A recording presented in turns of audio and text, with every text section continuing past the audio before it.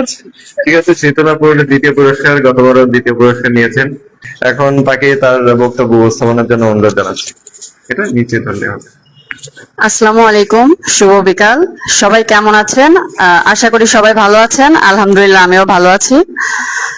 আমি হুমায়রা শীতল। আজকে আমাদের বক্তব্যের বিষয় মাগুরা সম্পর্কে কিছু বলতে হবে। আমি প্রথমেই আমাদের জব মিশন মাগুরার কর্ণধার মোহাম্মদ আল জাবিদ ভাইকে ধন্যবাদ জ্ঞাপন করে আজকে আমি আমার উপস্থাপনা শুরু করছি। বাংলাদেশের দক্ষিণ পশ্চিমাঞ্চলের বৃহত্তর খুলনা অঞ্চলের প্রায় 1049 বর্গ কিলোমিটার বিশিষ্ট 4টি উপজেলা নিয়ে গঠিত মাগুরা জেলাটি 1984 সালের 1 মার্চ মহকুমা থেকে জেলায় উন্নীত হয়, যেটা মুক্তিযুদ্ধের সময় 8 নম্বর সেক্টরের অধীনে ছিল এবং 7 ডিসেম্বর 1971 সালে শত্রুমুক্ত হয়। এবং তার পাশাপাশি আমরা আরো জানি মাগুরা প্রথম দারিদ্র্যমুক্ত জেলা হিসেবে স্বীকৃতি পায়। প্রথমেই আমি আসি মাগুরা জেলার নামকরণ নিয়ে। বিভিন্ন মতামত রয়েছে। কেউ কেউ কেউ বলে থাকেন যে এই অঞ্চলে একসময় প্রচুর জলদস্যুদের উৎপাত ছিল, সেখান থেকে সেই মগদের থেকে মাগুরা নামের উৎপত্তি। আবার কেউ কেউ বলে থাকেন আগে অঞ্চলে মরা গাং ছিল, মরা গাংকে মগরা বলা হতো, সেই মগরা থেকে মাগুরা শব্দের উৎপত্তি। একজন ঐতিহাসিক শামসুদ্দিন, যিনি খুলনা জেলার আদিপর্ব নামে একটি বই লিখেছেন, সেখানে তিনি বলেছেন যে মরা গাং থেকে মাগুরা শহরের মাগুরা নামটির উৎপত্তি।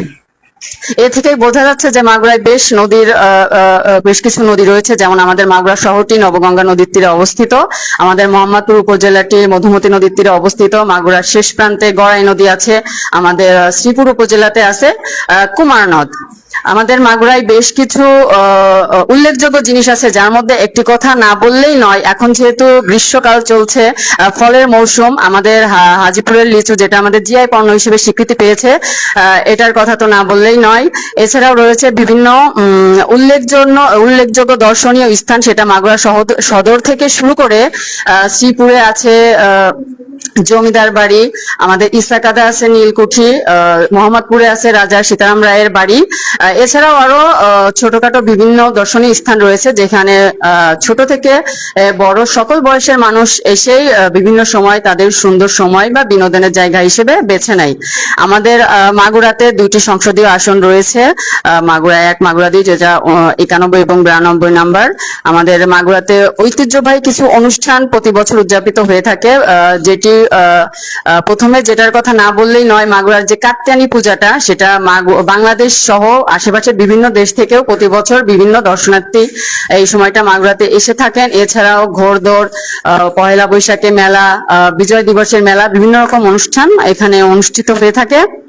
সর্বশেষ আমি মাগুরা জেলার বিখ্যাত কিছু ব্যক্তির নাম বলতে চাই, যেমন আমাদের শ্রীপুরের কবি কাজী কাদের নেওয়াজ, মাগুরা পার্নান্দোয়ালি ডাক্তার লুৎফুর রহমান, আমাদের জাতীয় সঙ্গীতের ইংরেজি অনুবাদক সৈয়দ আলী আহসান সহ সর্বশেষ যার নামটি না বললেই নয়, ক্রিকেটের জন্য সারা বিশ্ব যাকে চেনে, আমাদের অলরাউন্ডার সাকিব আল হাসান। আমি আজকে এইটুকু বলে আমার বক্তব্য শেষ করছি। ধন্যবাদ সবাইকে। শীতলাপুকে অসংখ্য ধন্যবাদ, তিনি সুন্দর করে তার বক্তব্য উপস্থাপন করেছেন। হ্যাঁ, অবশ্যই আপনার পুরস্কার আপনি নিয়ে যাবেন। আসলে আমরা মাগুরা জেলায়, আমরা যেহেতু আমাদের জন্মস্থান, সেই কারণে ভাইবা বোর্ডে অনেক সময় জিজ্ঞাসা করেন যে আপনার মাগুরার বিখ্যাত কোনো ব্যক্তির নাম বলুন বা মাগুরা কেন বিখ্যাত, এই বিষয়গুলো জানতে চাওয়া হয়। তারই ধারাবাহিকতায় যাতে যারা চাকরি প্রত্যাশী আছেন তাদেরকে মাগুরা সম্পর্কে একটু সম্যক ধারণা দেওয়া যায় যে আমাদের মাগুরা কেন বিখ্যাত বা কি কি রয়েছে, সেই কারণেই এই ছোট্ট আয়োজন।